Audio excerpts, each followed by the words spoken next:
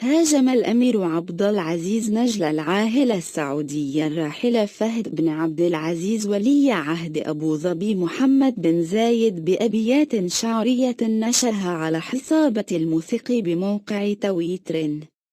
وجاء هجوم عبد العزيز على ابن زايد بعد قيام مغرد إماراتي بتصميم صورة لوجه الملك سلمان وابن زايد بجانب بعضهما البعض، وهو ما أثار غضب نجل الملك فهد ودفعه لوصف ولي عهد أبو ظبي بأنه سرسري.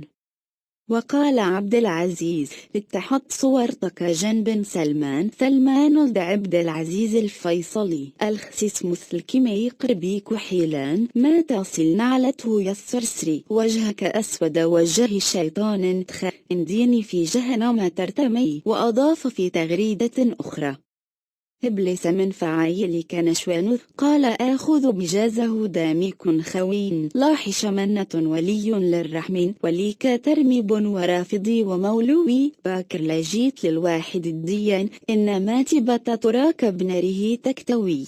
إذا أعجبك الفيديو لا تنسى الإعجاب والتعليق، ولكي يصلك كل جديد اشترك الآن.